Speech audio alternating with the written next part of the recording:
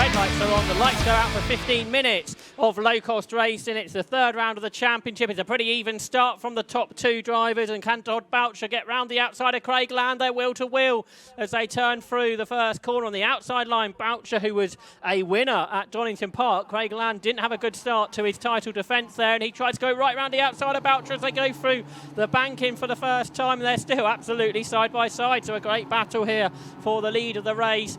And these two in qualifying were well clear of the rest, but separated by just 300ths of a second round the outside through the fast right-hander at Church, has given Craig Land the lead then in the Locost Championship for these one-make series of cars that run the Ford Crossflow engine. So haven't got huge amounts of power, but give off great racing. And again, it's going to be pretty much wheel-to-wheel, not quite. So Land's got a huge lock up behind, and a big moment from David Hitchin, that was, who goes off the road. Luckily, though, Johnny Palmer, he didn't collect on anybody on his way off the circuit. Glenn Bowyer, though, very nearly followed him all the way off the track, so the two of them having to thread the eye of the needle with cold brakes and tyres. And the problem is with the cars flowing through clear air, you've just no tyre temp when you hit the brakes at Rocket, as proved there. Thankfully, both remain in the race and didn't clean anybody else out in the process. Three abreast into the left-hander at Siemens. Everyone, I think, has just about got through there. The roof lines are still pointing in the right direction at least. And it's Craig Land, I reckon, out front, just making a bit of a break where we've got some carnage behind. Again, a big lock-up. That, again, was from Glenn Bowyer, now running in fourth position. Yeah, pretty entertaining first lap of the race for the Low-Cost Championship on their debut here on the Anglesey International Circuit. But for Craig Land, the 30-year-old from Derbyshire, the champion from last year, he leads the way as they turn their way out of the final corner with race winner from Donington Park, Todd Boucher, there in second. Daniel Garrett, who won the opening race at Donington Park, not here. He sold his car after he won the race at Donington, so I guess that's a good way to sell your car if that's what you want to do. But for Todd Boucher, he is the championship leader who sits there in second position. Here are the battles, which include number 79, Tom Parker, who is in there. He qualified fourth this morning, but is a little bit further down the order at this stage. He was in sixth position at the end of the first lap, and he is involved in this battle with David Hitchin, who had that moment at the start of the race at Rocket, so he's also dropped down. So that's brought Sean Brame up into third. He only qualified eighth this morning. Glenn Bowyer was fourth. Paul Clark was fifth. It's probably all changed, though, since they went across the line. And they come up here now into the left-hander at Rocket. You've got Paul Clark, who's dropped back by the looks of things behind Tom Parker and Dave Hitchin. But the top two have pulled away, Johnny. Seems like that, doesn't it, with everybody else fighting for the bottom step of the podium, effectively, and rearward of that. But I feel Dave Hitchin has got more speed in his 54 car than the current seventh place would represent, not helped out by that error heading up towards Rocket on the first lap. Alan Harmon stuck in a really tight battle as well, with Jack Linus up ahead and Tor Tolu just in behind that car. But there's an indication of quite how far in front Craig Land and Todd Boucher are. Big lock-up again from Hitchin. Not sure whether he tagged the car in front of him or just missed it, but Hitchin's having to be so careful in terms of where he's steering the car. Not an acceleration, but always under braking. And now Hitchin under massive pressure from Ian Hardy, who I think's jumped ahead of him in the all-blue 50 car, yes. And Glenn Bowyer has got himself up into third position. I'm sure we haven't seen Glenn this high up in a low-cost race before, so he's having a really good run here as he turns his way into turn one. He had a good time actually at Donington as well. He's fifth in the championship coming here to Anglesey. He's got himself though up ahead of Sean Brame, who's been around the championship for a long time, the retired IT manager from Southwark. We've had a big spin out of the first corner there for 9, is that? Yes. So car 9 was Alistair Parker, who was running a little bit further down the order, but is he going to be able to rejoin? Crossed the line in 15th. Does look like he's got at least one gear to work his way off the grass. Bowyer under massive pressure, though, here with the car behind him being driven by Tom Parker, I reckon that is. Yeah, agreed. And side by side, well, four abreast very nearly into Rocket, and Hitchin's making a nuisance of himself, perhaps too much, because that's now a spin, not for the 9, but for the 8 car of Sean Brame, who had been in the top 4 at the start of this lap. Now they're hooked together. Is that the 50 of Ian Hardy also being collected in that incident? It could well be, couldn't it? So When you were with us last year at Pembrey, Locost went a bit crazy. It might be happening again today. Sorry, I'm responsible for it all. Good memory, though. You're right. 8/10 of a second was the lead gap, and Todd Boucher set the fastest lap. So I don't think the lead battle is over yet. But with those two cars interlocked wheels up at Rocket, that could cause a problem to this race.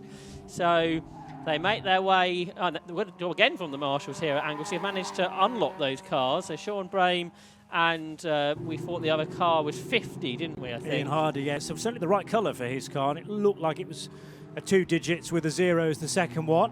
And Todd Boucher has caught the leader, Craig Land, hasn't he, as they go on to another lap. Big gap back now to Tom Parker, who's worked his way up into 3rd position. Then Glenn Boyer is 4th, 5th is Paul Clark, 6th is Dave Hitchens, who's having a bit of a jumbled race, perhaps with some brake issues we've seen. But here are the leaders then. So Craig Land, the leader, the 30-year-old from Derbyshire, who's been racing for 5 years in cars, but karting since he was 8. Last year's champion when he took 13 victories on the way to winning the Locost Championship. Didn't have a good time at Donington Park on Easter Monday, and he might well lose the lead of the race here because Todd Boucher, the youngster, is making his way up into the lead of the race. Now, can he get the car stopped? He locks up a touch, gets the car turned in the lead of the race. So Todd Boucher, the winner of the second race at Donington, is now leading here at Anglesey. 2 big bites of the cherry there as he seesawed at the wheel to get the car just about pointing in the right direction through an awkward Rocket left-hander, because it all of a sudden you have to negotiate it from high speed. It's a big stop, it's uphill, it's off camber, but both got through okay, and Todd Boucher did some overtaking in the process. So Boucher from Land now, but Land's not going to go anywhere. In fact, he's using Boucher to punch the hole in the air, and they will just about overlap in the acceleration area, but it's Boucher who's slightly more stable on the brakes. Again, zigzagging at the wheel just to maintain roughly a racing line. The smoother driver at this stage appears to be Craig Land in 2nd position, but there are more than one way to skin a cat, I suppose, and still Boucher's producing a very good lap time. Into bus stop they go. This is the end of the 4th lap, and we will have for the first time a new leader, Josh. Absolutely right, and these two that are 10 seconds clear of the rest, and there's battles a little bit further down the order as well. We can see Mark Rowe there involved in that battle in 27. He's in something like 14th position at this stage of the race for the 41-year-old from Leicestershire, the software developer, who started racing a few seasons ago in the ex-Ernie Gushlow car. But here's a battle for what is 4th position, and Paul Clark is now into 4th, up ahead of David Hitchin. You've got Jack Linus in there as well in 74, who's new to racing this year, the driver from Essex, a 27-year-old design engineer. Who's competed in the British University Karting Series in the past, but for the lead, Johnny. Side by side again, slight advantage for Craig Land, but he's got the wrong line. He's going to try and make the outside route into Rocket work, and does, in fairness. I really thought that the two would hook up wheels there, and at least one mudguard would go flying off, but it's clean racing, perhaps mindful that there's still 6 minutes and 40 seconds to go, and switch around again. Craig Land, who holds on to, well, no, it's Boucher with the fastest lap, despite what our graphic says, if our current timing is to be believed. And Boucher dropping back to 2nd place, the slower of the two, effectively, but Craig Land still able to lap Anglesey circuit, the international circuit, at a very high rate of knots. Not going to shake Boucher, though, at this point, and then maybe are going to have a drag race coming off hairpin this time, running towards the bus stop again. No, line astern it will be. Craig Land this time with the advantage. But for how much longer? Because Todd Boucher using the toe is back on the inside. Where do you want to lead this race on the last lap? Possibly not into the penultimate corner, that would suggest. So Boucher is back ahead of Land as they complete 5 laps. There's 3/10 of a second between them. They're still, despite this battle, a long way ahead of Tom Parker, who is there in 3rd position. Tom, who had a 4th place finish at Donington Park, but he's one better here in 3rd, ahead of the new 4th place man, David Hitchin. Both he and David Martin, who have got themselves up ahead of Paul Clark. But here's the leaders then. Through Church Corner, with Land out wide over the curves, but he carries the momentum through no problem. We'll use the toe and we'll pull out to the left-hand side of the circuit, which will be the inside line by the time they get up towards Rocket, but actually he backs out of it. He decides at this stage that's not a move he needs to do. So Boucher continues to lead the way in 69 from the TSR car, the Team Sellers Racing car there of Craig Land, the ex-Super 1 karting driver before he moved into car racing in this car that is prepared by his Team Sellers Racing, as I say, a car that was originally built back in 2009, but with preparation still strong from the team, it means it's still a quick car.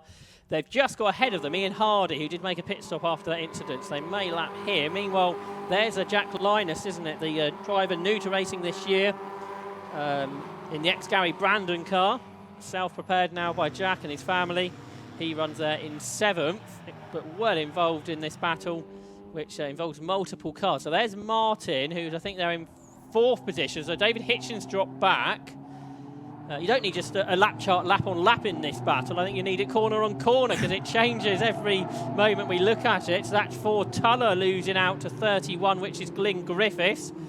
Tuller then goes grass tracking a little bit. The 19-year-old from Oxford, who was the novice winner from last year in another of the Team Sellers run cars. And they turn their way towards the end of what is lap 6 of this race. So that's another place to potentially run out wide. There was a mistake there from the 31 car. Glyn Griffiths was all crossed up and lost time on the exit of bus stop, so he may well be a sitting duck now, this time into the banking. Todd Boucher across the line, leading by only 0.4 of a second then, and then this huge gap of 12 seconds from the leading duo back to everybody else. Tom Parker, it is in 3rd position, ahead of David Martin, Jack Linus and Dave Hitchin. So the Linus versus Hitchin battle, very intense indeed. And Hitchin trying his level best to almost attach himself onto the rear bumper of Linus, but they are avoiding contact by a cigarette paper for the time being. More to abreast action, this time coming through Church and heading for school. Yeah, that's Barry Stewart on the inside line of Glyn Griffiths, who just made that mistake you mentioned a moment ago. You've got Ford Tuller behind them and Alan Harmon as well. So that's another 4-car battle. Sideways action from many at this stage. We've heard all day, haven't we? Drivers just struggling with the tyres overheating, and perhaps we're seeing a bit of that again with some sliding around. But Barry Stewart then has got himself up into what looks to be 9th position now, which is a good run from the low-cost expert. But for the race, are we going to get 1 or 2 more laps in? Probably 2, as Todd Boucher, with a larger lead, turns his way through the final corner after they've lapped that car of Ian Hardy. Meanwhile, we watch on our screens that battle changing again for 9th position because Glyn Griffiths has got back past Barry Stewart. But how long's that going to last for? Well, it depends how wide Glyn Griffiths runs coming out of hairpin. He certainly didn't want to be that far up the curb, and it's going to be pretty costly in terms of time. I see what you're saying about cars skating around on possibly overused tyres. There you go, Glyn Griffiths again, fully drifting his way through the final corner. It's very spectacular, but it's certainly not the quickest route through bus stop. And the 90 car might be able to pick off, well, not Griffiths, but Barry Stewart. So that's Tor Tullo, who has managed to gain a spot in the number 90 car. Glyn Griffiths again weathering the storm to a certain extent, as to the inside this time at the banking goes Barry Stewart to try and get the place back again, but he can't quite make that work. But yes, in terms of cars skating around, I agree, but 2 laps ago we had something like 4 of the top 10 all setting their personal best laps, so there's clearly still pace in the track. Now, I wonder if they're going to make this lap the last one after we lost a bit of time earlier, or whether we're squeezed 2 more in. I'm just seeing the checkered flag being held by Stuart Dungate, our start line marshal down there in the pit lane. So we'll see if there's 1 lap at the end of this or not. There's some side-by-side action there continuing. But here are the leaders. So Boucher's got it at the moment. He wouldn't mind if this is the last lap of the race, because Craig Land is yet not in attacking distance at this stage as they turn right at the hairpin. and accelerate their way up towards the bus stop for another time. This is lap 8 of the race. Are we going to... Yeah, the last lap towards already been shown, so this is the final lap of the race for Todd Boucher, who turned left then, and he's going to make it 2 wins in 3 races this year in the Yokohama Locost Championship. So the checkered flag goes out, and Todd Boucher punches the air. He's a race winner. He beats last year's champion, Craig Land.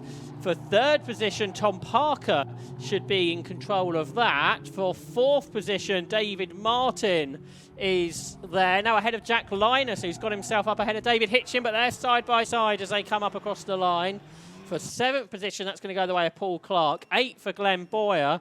And then 9th, this race-long battle we've been watching, is going to go the way of Glyn Griffiths just. He beats Tor Tuller, who was just ahead of Barry Stewart and Alan Harmon, I think, in their individual battles. But 8 laps, a cracking race in there, Johnny, from the Locost. Lots happening, and it's always important to kind of keep on top of who's in what state. Tyre wear, car handling, and it was really fun to watch Glyn Griffiths on several occasions almost backing it into the bus stop. But as I say, he was going to lose places. Did well in the end to hang on to 9th position. Boucher and Land seem to be in a different league today. Is that going to continue through the rest of the weekend? But together, they propose a real challenging fight at the head of the order, which is difficult to predict. And we had to finish that race slightly early just in order that we keep to timetable because of delays earlier on in the day. But I wonder if we had been gifted that extra lap, could Craig have spotted an opportunity to get by once again? Well, there's 2 low-cost races to look forward to tomorrow, so he'll have another chance. We'll have 2 more chances to try and win the race. Let's have a look at the results of round 3 of the Yokohama Low-Cost Championship, which went the way of Todd Boucher by 7/10 of a second over Craig Land. Tom Parker completed the podium, although 14 seconds back. David Martin, he was 4th, ahead of Jack Linus and Dave Hitchin. Paul Clark, Glenn Boyer, Glyn Griffiths and Ford Tuller completed the top 10. Just missing out on the top 10 with Barry Stewart, Alan Harmon, Rob Sisson and Mark Rue. Completing the points-paying finishes went to Andy Perkins and Keith Malpas.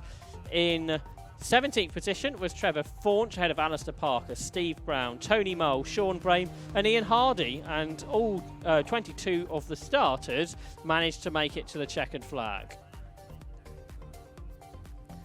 So despite a couple of incidents, those couple of cars of Sean Brame and Ian Hardy, although a lap down for Hardy, managed to make it to the end. And now the race winners and the rest of the field will follow into Parc Fermé. And I'm sure there'll be plenty to speak with Andy McEwen about. For Todd Boucher and Craig Land, a 2-way battle that changed multiple times. And for Tom Parker, once he got into 3rd, he managed to pull away, but a lot happened in those first few laps. We have racing from the 5 Club Racing MX5 Cup next, which I don't think I have a green flag lap, so another potentially quick set of interviews for Andy McEwen, and then we have further racing today for bike sports and for Porsches. So still lots to look forward to. 3 further races today, so stay with us here on Alpha Live and on 750 Motor Club TV. Let's head down to Andy McEwen.